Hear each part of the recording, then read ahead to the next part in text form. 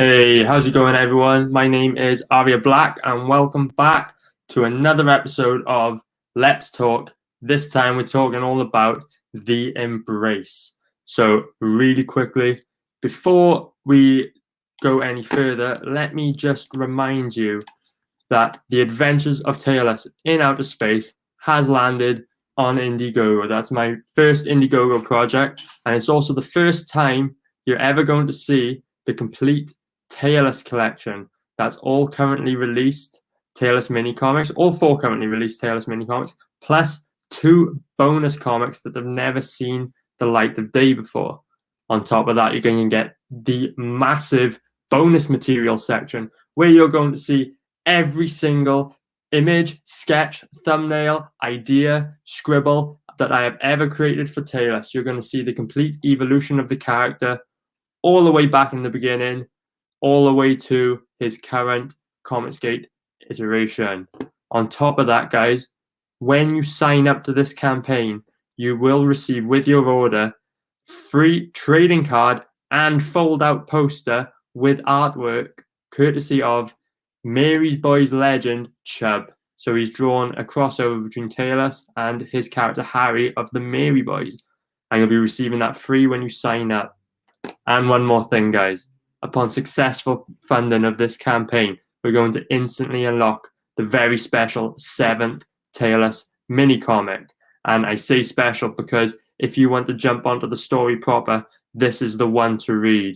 My next project will be the first full-size Taylor's issue, and this 7th mini comic is the prelude to that. So, there we go. I've done my little shill for myself. Now let me bring on the guest of today's show. This is Michael Owen of The Embrace. What's up, guys? Awesome. We're doing well, man. It's been an exciting morning. Exciting morning. So you've just been on another stream as well, haven't you? Yeah, I was, and we made a little bit of a splash with a little bit of a reveal here today. So we're nearing the 200 sign up mark on our on our pre-launch, and we got just the thing, I think, to really push people over the edge. So like, as people know, we're giving out a free pinup to everyone that signs up for The Embrace, and it's an original piece done by Jim O'Reilly of our character The Embrace. And yesterday we got the colors in from Sigmund Tor, who's professional in the industry. He's worked for companies like Image and things like that. So what we did here this morning is we revealed the fully colored piece. And if I can not be a absolute boomer about this, which is not even them all the time. But so this is the finished colors of that cover. So this is going to be a free pinup that you get just by signing up for the campaign. Like, you do not have to spend, obviously you'll have to back a physical tier when you get the book, but when the campaign launches, but you get eligible to get this for free alongside your book, just by signing up for the mailing list. This is also going to be our B variant of the book, and as a stretch goal, it will be made holofoil. If we hit a certain amount. We're still kind of figuring out where we're going to have that at. But if any cover that we have would really work for a holofoil, it's this one. It's freaking gorgeous. So yeah, reveal. Yeah, it's pretty fantastic. So you've got the Embrace here in the center of it, and you've got Clarence and David over there, and then one of our main villains of the book, Diablo, is hunching over in the back there, and he's quite an unsavory character. So make sure that you guys sign up, and with that, I think that's a great way to kind of segue into that sign up page. Leave that up on screen for just a minute. Yeah. Just quick shout out to Bristolian Dave in the chat. All right, me babbers. Yeah, I was going to say, if you make this as a holofoil cover, this is going to look insane. The effects you have on here are going to look amazing. All these tendrils, this effect you've got going on with the hands, that's going to look crazy. Man, this is probably, in my opinion, the coolest Comicsgate character this year. I appreciate it, and we're starting the year off strong. It looks, to me, this looks pure 90s, and that's right up my alley. I love that. And that says that's a sick print. I appreciate it, man. And that was kind of the big point when I was coming up with this concept. I was kind of channeling a lot of negative energy that I was having at the time, because I'm going through a divorce, and I've got a 3-year-old son, and so going back and forth and everything, it's rough. And so I took that negative energy, and that's where the embrace came from. And when I was talking to Dean, I was having issues writing my script, and I was like this is kind of the feel I'm going for. I want it to feel like the Crow, and Robert Kirkman and Todd McFarlane did this book called Haunt in the early 2000s that I really liked. and that's kind of what I wanted this to feel like. And I'll be damned if he didn't just freaking knock that right out the ballpark with this design. And the moment that I got that initial sketch, I wrote the script, and we've been rolling ever since. This character came to fruition less than 3 months ago, and we already have a completed script. Dean's about a quarter of the way through the line art. And then we just brought on a new colorist, Paul Billick, who works on Shinobi Sasquatch with Rob Willis, and he's given us our first page, and that looks outstanding, and we'll share that here in a little.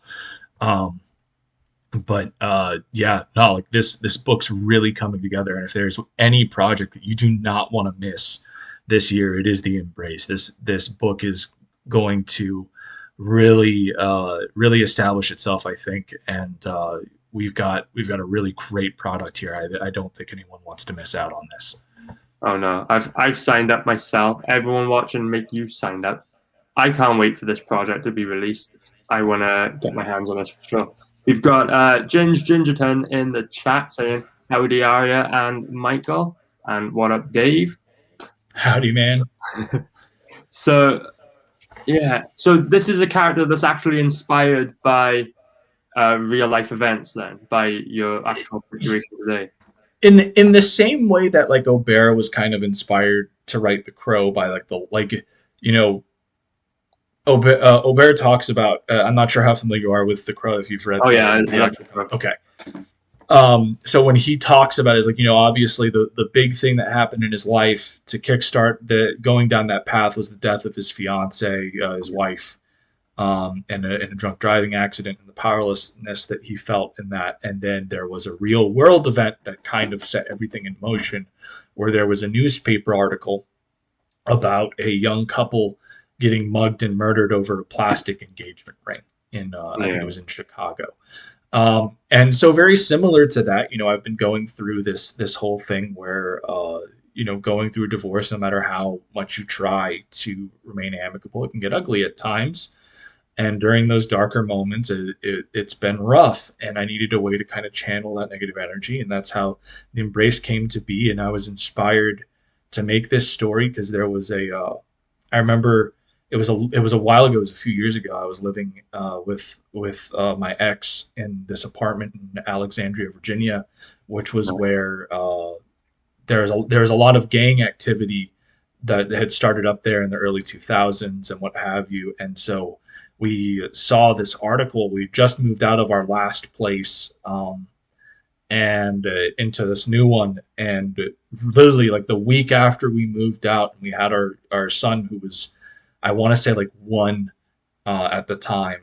We got this alert that the police had found a dead body of a little kid, and it looked to be all the evidence pointed to a gang initiation, that this kid was murdered to induct somebody into a gang. And the horror of that as a parent, you think, oh my God, I lived right around the corner from that little park, and you're like, holy shit. The amount of times that I've walked through there, and it really, makes you scared for your kid and what have you. And so that's kind of where the Embrace came from, was all this negative energy between the stuff going on in my personal life, and then this this real story of, you know, this kid being taken from the world because some jackasses think that's some that gives you some props for being that vicious and cruel. And that's kind of where this concept started, and it's evolved a lot since then, especially as the embrace has gained more and more traction. We've really stepped up everything that we're doing here for planning with the future of this character, as far as, you know, making sure that this entire ride is going to be something that isn't going to soon be forgotten. Oh wow, that's a hell of an origin story for this character. Yeah, well, background story, I guess. Yeah, like you just talking about that, I was feeling, you know, worried for you. like I don't want it to sound like I live in like the chunk, like the scummiest area. Like, the fact of the matter is it doesn't matter how safe of an area you live in. There's I do armed security in the I've done armed security in the district. I was in the army, and like one as an infantryman, and one of like the big things that you learn is that, you know, bad people are going to find a way to do something bad. It doesn't matter what you do. Somebody is going to eventually slip through the cracks. The big thing is trying to make it as difficult as possible, and that's the unfortunate reality, is that, like, bad people are going to find a way to do bad things. And you know, by the time that we had moved to that area in Alexandria, it was on the up and up. Like, it had a bit of a rough past, but it's gone through a lot of changes over the past few years. But like, even still, when you have that kind of history, there are things that remain, and that was one of those things. And so, like, hearing a story like that, I don't think ever leaves you. It's something that marks you, because it's one of those things where you just feel the abject terror of it, and it's really one of those things that helped birth this character. Awesome.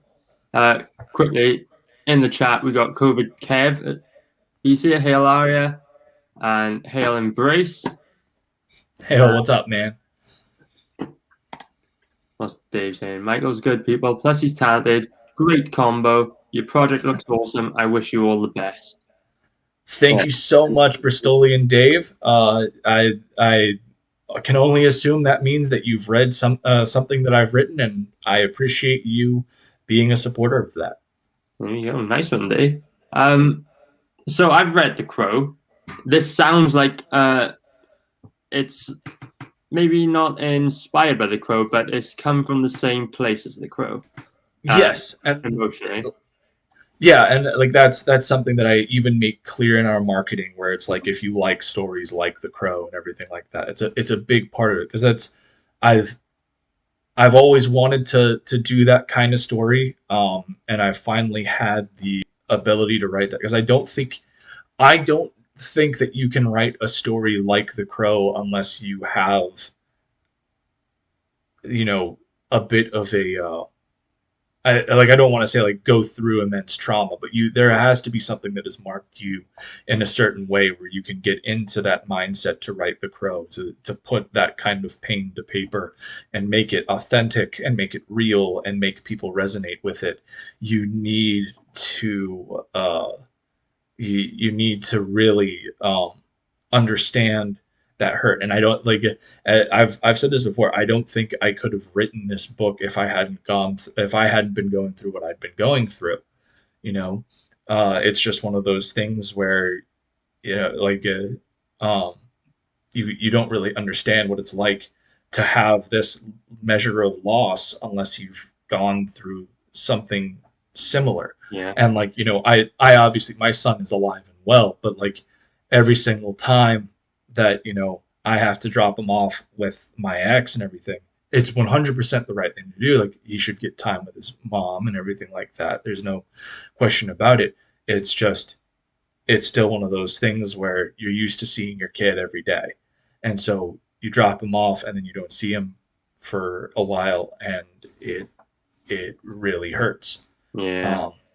And so I took those feelings of loss and I amplified them, and made them a bit more permanent. And that's how Clarence kind of came to be. That's kind of how that portrait got shaped. It's not, I wouldn't say that Clarence is an accurate picture of myself, but I will say that his feelings of loss that he has and the way that he misses his son is something that I genuinely imprinted a bit of my own personal experience with.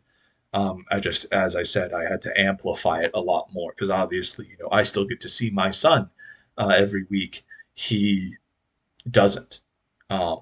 His son's gone. Until the events of the Embrace, and then you find out. So something I'll commend you for is you've experienced the difficult emotions and these difficult situations in real life, and then you've turned this into, you've actually silver lining, kind of, you've made a positive from a negative. So well done for that. That shows just as a person you have a good attitude towards life, I think, as opposed to sitting in squalor, going into your feelings, and then 6 months later you've come up with nothing. So well done for that. That's what I like to hear. Thanks. When I was reading The Crow, I don't know whether it was my particular copy of The Crow. I have like the remastered, collected. Yeah, the 10th anniversary edition, which is the edition to have because it has a whole bunch of extra stuff that wasn't in the original. So really good. Like unreleased pages and something like that. So I read through it, and the writing style of it, like his ability as a writer, was very poetic. Yes. Like every few pages, the story's broken up by a poem, and then just the way The Crow speaks is very poetic itself. So do you take any influence from that, as in the style rather than the emotions? Is that writing? So that's kind of where the Embrace diverges. The Crow is very somber in its tone. I don't think that there's really a silver lining in The Crow outside of this guy gets his revenge, but even still, that revenge is very bittersweet. And you have the Crow kind of acting both as his angel and his devil on his shoulder as far as his quest goes in that book. The Embrace has much more light in it than the Crow, because the whole point of this is that we see our protagonist at his lowest point at the beginning of this book, but the overall thing of the book is that his son, David, has come back from the dead as a ghost to save his dad. And so the Embrace isn't just Clarence, it's Clarence and David. So you have, yes, this guy that feels broken, that has all measure of anger and sorrow and everything like that, but then you also still have the bright optimism of this 8-year-old boy who, he was taken from this world too early, but at the end of the day, he's here not for revenge. He's not here to punish people. He is here to try and help heal his father. He's here to, help his father bring these people to justice, because it's what he needs to move forward. And so Clarence, I've said this a few times before. Clarence is our protagonist. He's the lens from which this story is told. But the hero of this book is undoubtedly David. David is the one that's making the heroic choices. David's the one that's keeping Clarence in line. And there's even a segment in there where, David stops Clarence from killing somebody and says, justice, not vengeance. Because at the end of the day, as much as this is a dark superhero book, it is still a superhero book. This is David is the best parts of Clarence and the best parts of his world, and that should remain untainted. And part of that journey will be Clarence realizing this and making sure that he does his duty as a father, that light doesn't get snuffed out. What was that quote? Justice, not vengeance, right? Yeah. That is going to be the next, with great power comes great responsibility. It's very ironic that you say that, because one of the big things that we have going in the book is Clarence is kind of was like a comic book nerd, and so he has a he has a comic book that David would sneak read called The Astonishing Arachnotine. Right. And so that's what he's referencing when he says that, is like remember justice, not vengeance. And as a stretch goal, we do have we are going to be doing like a 12-page little short story that's effectively from the pages of the Astonishing Arachnotine, and that'll make it into the book if we hit a certain point. So that idea, very immersive. Yeah.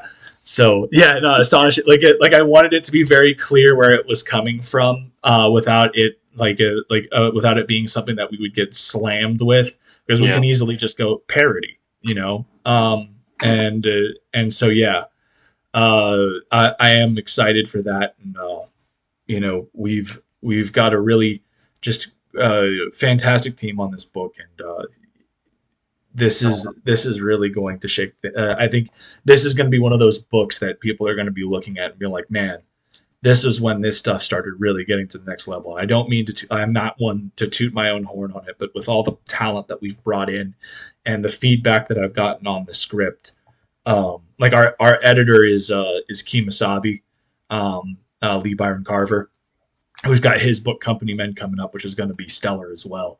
And like the first thing that he said, sent to me after reading this, was like, as a parent, you got me to almost cry at one point. Like this is really good. Like this is going to strike some serious chords with people. So like I do genuinely believe in this title, and the amount of talent that we've amassed and everything for that, I think speaks for itself. Oh, hold on 1 second. Not a number I recognize, so they can shove off. Hey, awesome. So let me ask you, father and son come together to make this superhero, the Embrace. So what does that mean? What's his powers? What does he do?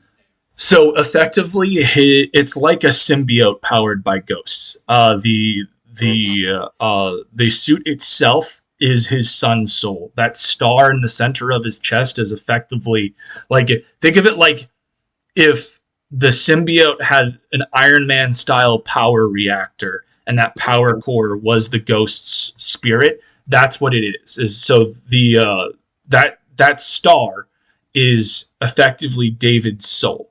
And so the hands and everything that come out of it that are like his like symbiote tendrils, they are an embodiment of the Embrace, which is, in order to become this, they have to hug. Like that's the whole thing, is that's how they come together, is they hug, and then he kind of disappears into Clarence's chest, and the suit comes from there. I won't say too much more about it other than that, because I mean I want to keep some stuff for the book. But that's pretty much the gist of it. Is it's symbiote powered by ghosts.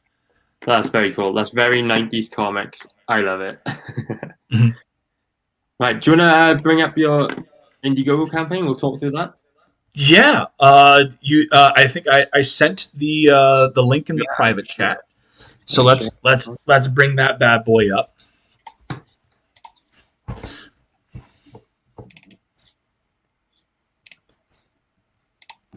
There we go. Right.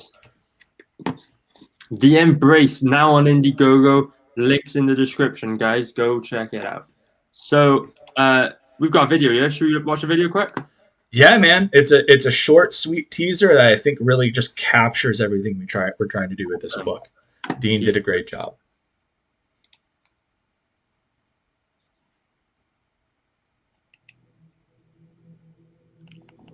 You let me know if you can hear.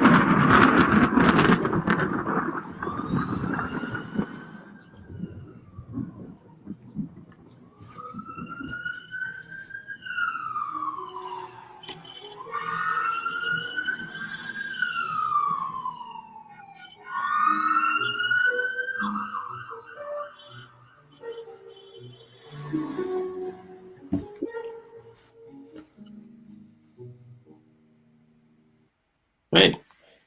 Awesome. Short and sweet. Yep.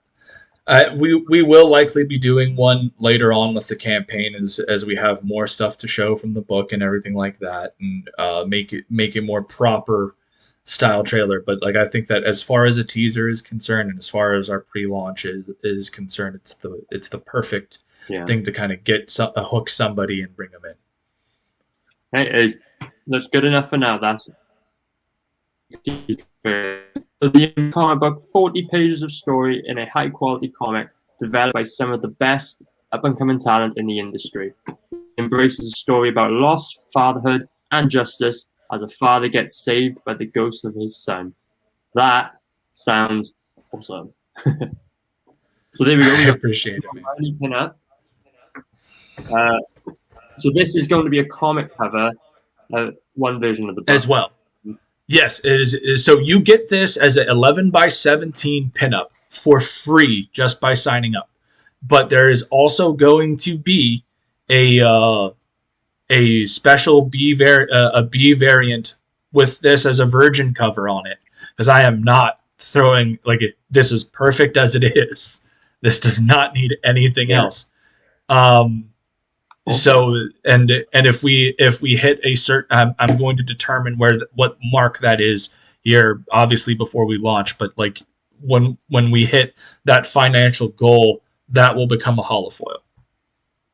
Yeah, you gotta get this holofoil. It's gonna look great. What's next on your Elysian Fields Zero redo? Tell us about this now.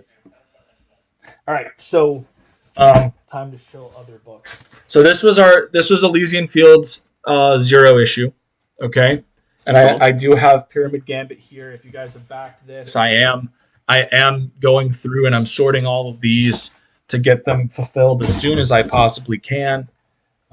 We're still waiting on the posters and everything to come in, but those should be here at the end of the week, and then we've got the hardcovers coming in. But what I wanted to do with this Redux was, we've gotten a lot of great notes, a lot of great criticisms about Elysian Fields and how we can make it better. And so one of the big things that we got was that that it would be better if we got a dedicated colorist, so that Marcelo could focus on those pencils and inks. And Marcelo does a fantastic job with that stuff, but I could see where people were talking about. So what we've done is we have gone back, and I am working with Avery Ferdinand, who's worked on books like Harlan Buck Free Sword and a few other things. He's a phenomenal colorist. And he is going back and recoloring the Zero issue, and we're having the book relettered as well, because we got some constructive criticism on that as well.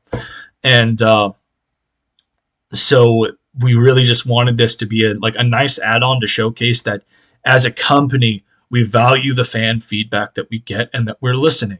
So as a nice little thing, this will be like a nice little $10 add-on that you can throw on to any of your purchases of the books.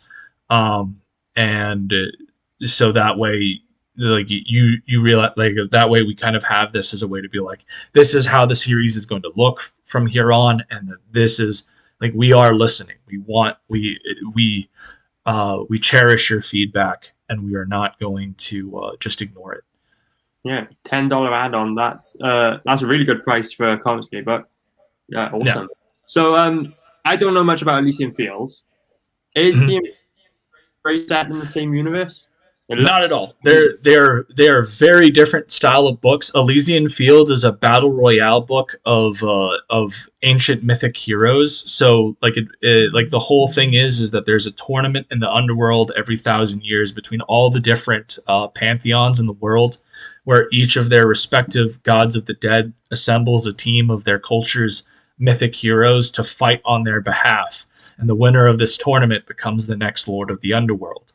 And so our story focuses on Achilles, who's been brought in to fight for Team Hades alongside Theseus and Heracles. So it's a fun book. We have really great, the Zero issue has gotten a lot of solid praise, I think. And the Pyramid Gambit, I got my first review It hasn't been like officially done yet, but I got my first bit of feedback from it, and it's looking very positive, and it looks like we're heading in the right trajectory with Elysian Fields as well. So make sure you don't miss out on that, because it's a hell of a title.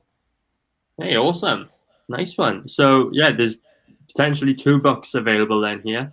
2 different stories, 2 different universes. That's awesome. That's a really cool art as well on this cover, I assume. Yeah, Vaughn Randall did the line work, and then Avery was so enamored with Vaughn's line work. He's like, I have to color that cover. I have to do it. And so he did it, and I was like, that's the perfect cover for this Redux. It showcases a lot of. In fact, I can even pull up the full of it so that you can kind of see what we were going for with it. Let me just find that real quick. I was impressed with the reflection, because that's something that's hard to illustrate. Yeah. Well, and that was the whole thing, is that it was very important for me to have that, because it's part of Achilles's hero's journey, if you will, in Elysian Fields, is the struggle between the person that Achilles has always been versus the person that he wants to be. At the beginning of the Zero issue, we see Achilles' fated death in the Trojan War, and then he kind of shifts to the afterlife, where he's at peace in a memory with Patroclus, his lover and companion. And so he ends up being taken from this memory and put into the tournament. And he is at this point in life where, if you've read the Odyssey or anything like that, when you see Achilles' spirit in the Odyssey, he's very morose, he's very melancholic, because he wasted his life chasing glory when he could have. He's like, he has this line where, like, I would rather have lived 1,000 years as a humble beggar than be the lord of the young underworld at this young. And so like this whole struggle between him wanting to have this peaceful life with Patroclus and not having to be this warrior, and then he's being brought in to this tournament to fight. It's one of those things where you have this conflict inside of him, where who is he going to be by the end of this book? Is he still going to be the person that wants that peace, or is this experience going to awaken some old demons for him? Awesome. So yeah, you're a pretty varied writer then. Two very different themes going on here. Yeah. Let's bring the Indiegogo back up. Remember, guys, link in description. Last thing, what have we got here? So this is going to be one of the covers, is it? Yeah, so what we have with that is the Barton, Clayton and Corey Barton did a fantastic cover for us. And so we're offering that as a cover for our limited edition of the book, so that you get that cover, and then you get the story, but then you also get like an in-depth art gallery of like all of our character concepts.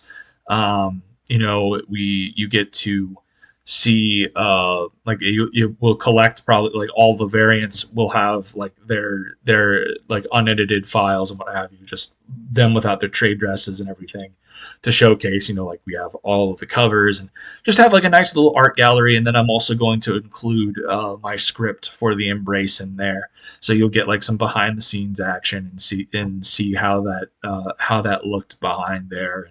And it'll be like the big collector piece on that. And then we are going to have a one of everything tier where you will get a free book that you can only get through that tier. We're going to have a limited edition with a virgin line art variant of the Barton covers. It's effectively Clayton's original line art that he did. So that'll only be available as for the one of everything tier, but it's effectively free. You're getting it. We're only charging the price of the 3 books effectively, and then you get the fourth one free. Awesome. Yeah, it sounds like a bargain. So have we got an approximate page count for this book then? Yes. So the main book is with story and graphics and everything. It's going to be 48 pages about. Like the story is 40 pages. You've got like a 35, 36 page main story, and then there's a 4 to 5 page epilogue. That sets up some pretty big stuff I won't go into. And then, we have we're doing a fan art contest that ends today. So if you're a speed drawer and you can get in a submission, try and get in on that. But we have a fan art contest, and the top 3 submissions, along with the submission that the piece that Booty Juice did for us way back when. Those will be included in a fan art gallery, and then the winner of the contest will have their piece turned into an 11 by 17 pinup that will be free for all backers the first 30 days, and then it will not be offered. That's cool. That's a cool prize. So you heard him, guys. You got 1 day, get your entries in. And then while you're doing that, don't forget to sign up to the Embrace. The link's in the description below. So I'm going to take this off screen for just a second, because we're going to move on to that part of the show where I'm going to ask you some questions that you don't usually see on other streams. That is fair. Before we do that, though, I do actually have one last thing to showcase to you guys. I had mentioned earlier that we were bringing in some all-star talent. We've got Paul Billick from Shinobi Sasquatch, and he's already done our first page of art. And so this is our page 8 from the Embrace. Oh, wow. Him driving to go to his son's memorial where he lost him. So it's Paul's done a phenomenal job. And we're looking forward to getting some more work from him to show off soon. But I felt like this page that he's done for us is just tremendous and really showcases the power and what have you that you're going to get from this book. Very moody. I like it. This guy's got some wicked glow effects on this scene. Really making those lights light up, on the page. That's awesome. I like it. It looks great, man. The artwork so far, everything you've shown me looks amazing, especially those new colors you've got going on. Yeah, I appreciate it. We're looking forward to getting more out there. But yeah, let's hit this part of the show. Let's get to it. You might have seen this one before. Right. Hollywood's calling. They're going to make an Embrace movie. But it's your job to cast the movie. So who have we got? Main cast go. That's so difficult because I have to pick child actors, and I don't know who the freak to pick for David. Oh yeah, that's probably a difficult one. Yeah, I'm gonna have to abstain from David right now because I don't know child actors. I really don't. If this movie was being made a few years ago, the kid that played Jon Favreau's son in The Chef would have been perfect. But because that's actively who I even use as like a referencing. I kind of want him to look like this. How old is he? In the 8, right? Yeah, he's 8. So it's like if you have to get somebody that's like the oldest that they can be is like 10. Yeah. And then for Clarence, if I have to go big name actors, you know who I think would actually play a very good Clarence and has an extraordinary range that is underutilized? Dave Franco. I think that and he's kind of at like the perfect age because I kind of have Clarence pegged for his late 20s, early to mid 30s. Like he's young. Yeah. So I would say Dave Franco I think would be a really good pick for that. I didn't realize the character was a young father. Yeah, he's I would say he's average age for being a dad. So like we'd probably say mid 30s. Early to mid 30s is when he was is where he's at. But he is definitely on the younger side, which is another thing that like kind of plays into it. Like, I should have been able to defend him. I should have been able to do this, that, or the other. Can I tell you my suggestion? Purely based on that piece of artwork you just threw up with the new colors on it, I thought in that moment that looked like Hugh Jackman, who was for that role. Now that you say that, but Hugh would be a really cool person to have gotten for Clarence 20, 30 years ago. Yeah. because that's the whole thing is Hugh Jackman is much too old. Oh yeah. To play anything older, anything younger than 40 or 50 now. You know, and like Hugh is fantastic, but I don't like it. In fact, there is a character that I think he would be really good for, and he's a character, the police chief, Captain Stone. I think he would do a great job playing, because Captain Stone's very empathetic and is writing that scene where he's effectively telling Clarence like, look, we have no leads. We've been at this for a year, and my department has exhausted its resources, but we've got nothing. Was really, really fun to write because of Captain Stone is very clearly not a dick, and he's trying to soften this blow as much as possible and try and lift this guy up to try and help him to move forward. And so I think that Hugh Jackman would actually be a really good fit for that. Awesome. But yeah, Clarence, I would definitely do that. For the villain that's in the poster, Diablo.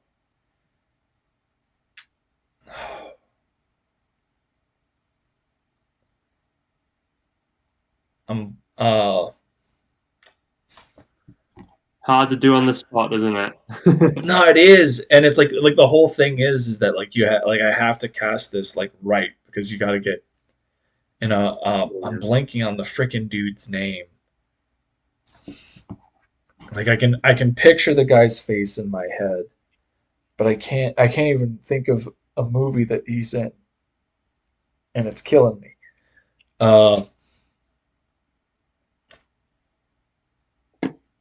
See, right. The reason I put this question into the streams is because, like, I know instantly I would have TLS be played by Andy Samberg of Brooklyn Nine-Nine, Hot Rod, all those things. So I just ask people, put them on the spot, and it's quite interesting to see what people come up with. You've had some interesting ones. If Michael Pena was able to lose like a lot of weight and look like Christian Bale did in The Machinist, he'd be perfect for the bad guy that I have, and one of the main bad guys, the guy that's on the Embrace pinup. If he could drop down to that size, he'd be perfect, because he has crazy range, and I love watching that dude act. Oh yeah, I think he does. Yeah. Let's move on. Next question. You can team up the Embrace with any other Comicsgate character. What are you doing? What's the team up? There are two people that I would have him team up with. That just come right immediately. The first is Thomas Moira from by Stephanie Renee, and the second is Jean Lafitte and his ragtag band of monster hunters from God's Hand by Anthony Figueroa. Cool. Right. Two projects I'm not super familiar with.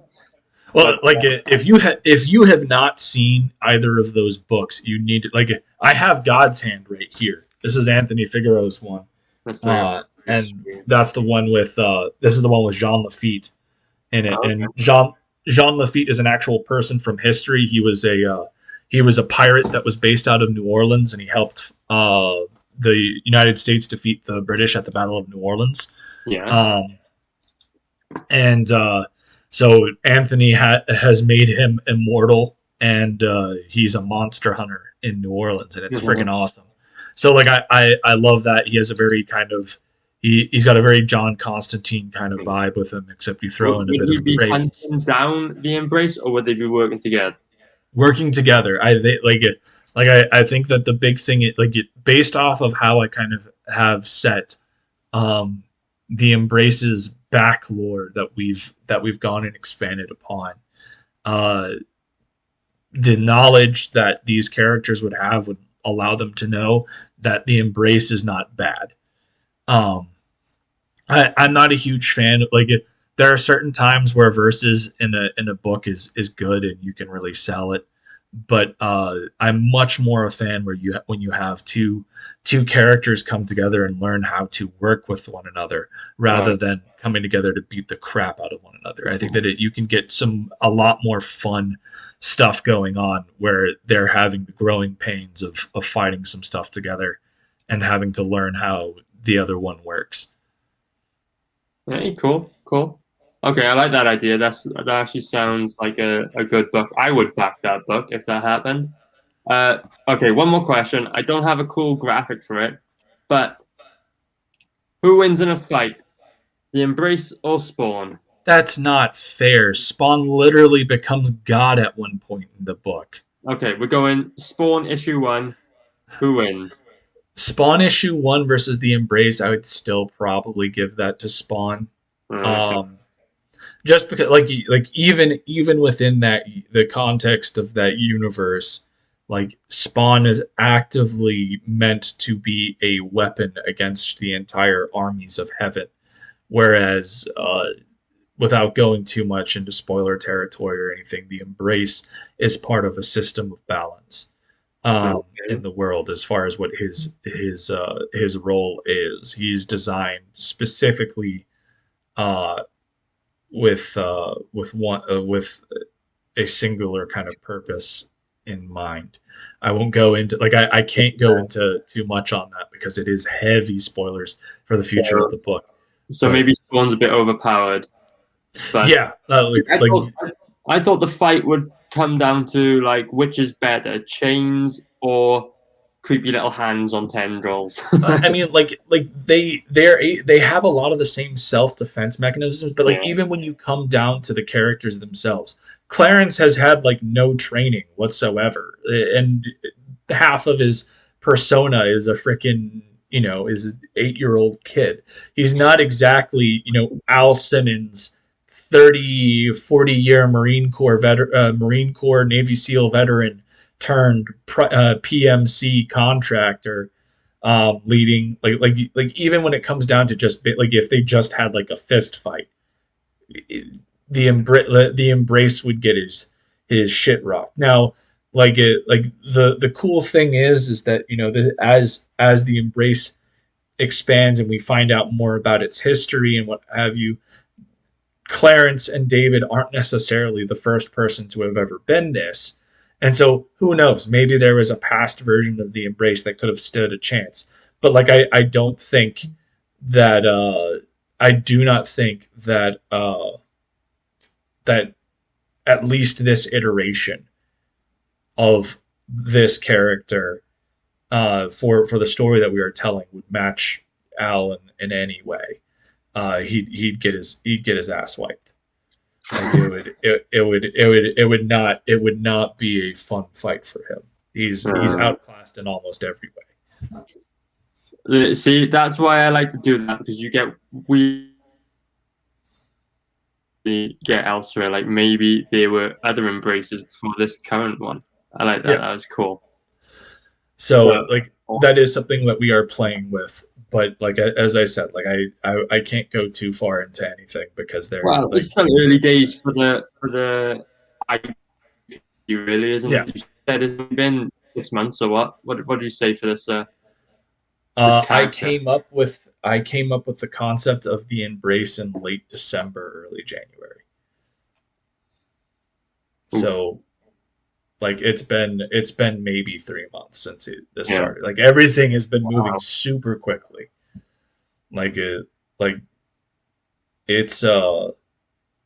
It's pretty incredible to see how much traction it's gained in the amount of time that we've had it. Yeah.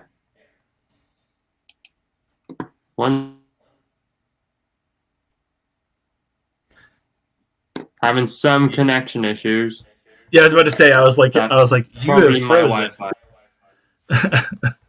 It's not a big deal. These things happen. Everyone that's done any streaming knows that everyone has their day. Anyway, it's about time to wrap up. Anyway, so if you can hear me, we'll just finish out the stream real quick. Yeah. So,